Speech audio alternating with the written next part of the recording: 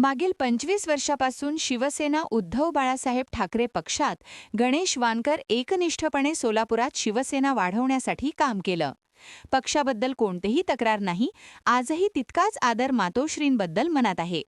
पण तत्कालीन पक्षातील सहकाऱ्यांवर कोणतीही टीका टिप्पणी करायची नसून सर्वच पक्षाकडून गणेश वानकर यांना उमेदवारीसाठी आग्रह करण्यात आला असल्याची माहिती माध्यमांशी बोलताना दिली आहे.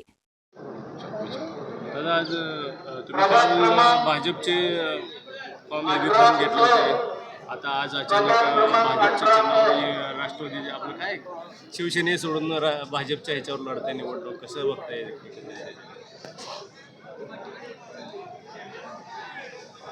सोलापूर जिल्ह्यामध्ये आणि शहरामध्ये महानगरपालिका आणि जिल्हा परिषदेच्या निवडणुका होऊ घातलेल्या आहेत. मी एका पक्षामध्ये जिल्हा प्रमुख म्हणून काम केलेलं आहे. अनेक निवडणुका माझ्या हाताखालून गेलेल्या आहेत. विधानसभा असेल, महापालिका असेल, साखर कारखाना असेल, मार्केट कमिटी असेल, या सगळ्याचा अनुभव पाहता आदरणीय जयाभाऊ गोरे यांनी मला भारतीय जनता पार्टीमध्ये माझ्या सर्व उमेदवारांना उमेदवारी दिलेली आहे आणि आमच्या कुटुंबाचा भारतीय जनता पार्टीमध्ये प्रवेश झालेला आहे. इतके दिवस ज्या पक्षामध्ये निष्ठेनं काम केलं त्या पक्षाबद्दल कोणतीही तक्रार नाही. त्या पक्षाच्या कोणत्याही स्थानिक आणि वरिष्ठ पातळीवर मला काही बोलायचं नाही. मातोश्रीचा मान राखून आजही तितकंच प्रेम आणि आदर आदरणीय उद्धवसाहेब, आदरणीय आदित्यसाहेब यांच्यावर आजही आहे आणि भविष्यातही राहील.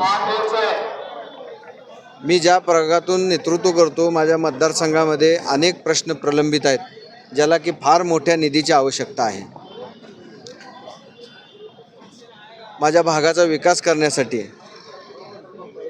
मी ज्या लोकांना आश्वासनं दिलेत की तुमचं हे काम करून देतो, मूलभूत सोयीसुविधा सोडवून देतो, अनेक मोठे आणि जटिल प्रश्न त्या ठिकाणी आहेत, ते सोडवून घेण्यासाठी मला आदरणीय जयाभाऊ गोरे यांनी शब्द दिला. त्याचप्रमाणे इथले स्थानिक जे आमदार आहेत, विजयकुमार देशमुख मालक, सुभाष बापू, सचिनदादा, देवेंद्रदादा, दिलीपराव मानेसाहेब, रोहिणीताई, या सर्वांनी तुम्हाला सहकार्य करू म्हणून मी त्यांच्या नेतृत्वाखाली भारतीय जनता पार्टीमध्ये प्रवेश केला. माझ्या भागाचा विकास झाला पाहिजे एवढीच माझी तळमळ आहे. एवढ्यासाठी मी या पक्षामध्ये आलेलो आहे. एकनिष्ठ म्हणून आपल्याकडे बघितलं जायचं शिवसेना आणि ठाकरे कुटुंबाशी एकनिष्ठ सोडताना काय थोडं दुःख होतं का काय, किंवा स्थानिक नेतृत्वाला तुम्ही वैतागलीत का? नक्कीच. माझे वडील 40 वर्ष, मी 25 वर्ष इमाने इतबारे मातोश्रीच्या एकनिष्ठ राहिलो, ठाकरे परिवाराशी एकनिष्ठ राहिलो. तुम्हाला आठवत असेल, जेव्हा पक्ष फुटला होता, 40 आमदार फुटले, 12 खासदार गेले, त्यावेळेस मीच या ठिकाणी लीड घेऊन सर्व आजी माजी पदाधिकाऱ्यांना एकत्र करून आपापसातले मतभेद मिटवून आम्ही उद्धव साहेबांसोबत म्हणून मी त्यावेळेस ते कॅम्पेन चालवलं होतं. उद्धव साहेबांसोबत म्हणून जे बोर्ड सोलापूर शहरामध्ये मी लावले, त्याच्यावर माझ्यावर गुन्हे दाखल झालेत. आजसुद्धा मी त्या कोर्टाची चक्रा मारतोय. त्या कायम उद्धव साहेबांसोबत एकनिष्ठ राहिल्यानं आणि त्या नेत्याने आमच्यावर खूप प्रेम पण केलेलं आहे. आमच्या परिवारावर त्यांचं प्रेम आहे. दुःख तर होतोय, पण आजकाल तुम्ही बघत असाल, आम्हालासुद्धा आमच्या भागामध्ये जर आम्ही विकास नाही केला तर आमच्या मागं तर लोक कशी राहतील?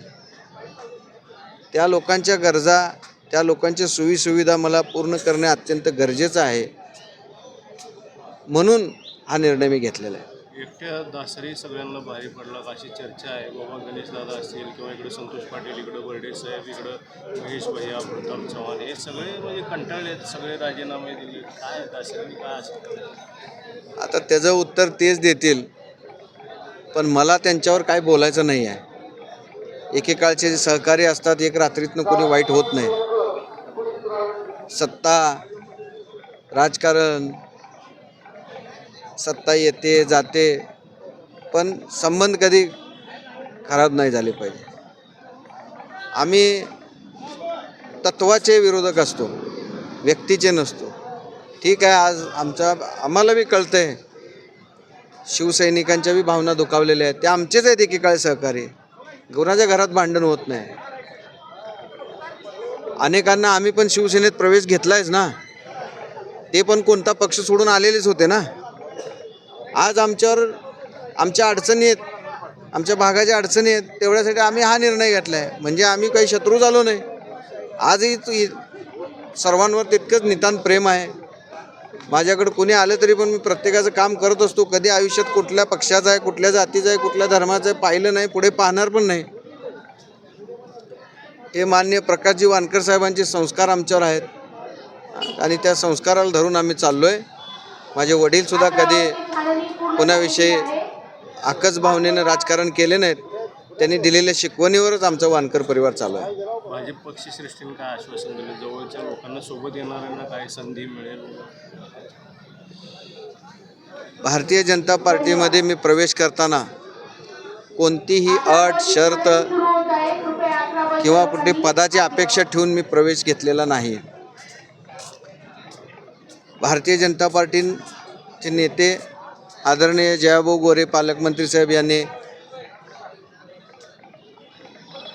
तुमच्या भागातले प्रश्न आम्ही नक्की सोडवू या एका शब्दाखातीर आम्ही त्यांच्यावर विश्वास ठेवून या ठिकाणी प्रवेश केलेला आहे. बंधुप्रेम न्यूज चॅनलला लाईक, सबस्क्राईब व बेल आयकॉन दाबायला विसरू नका. धन्यवाद.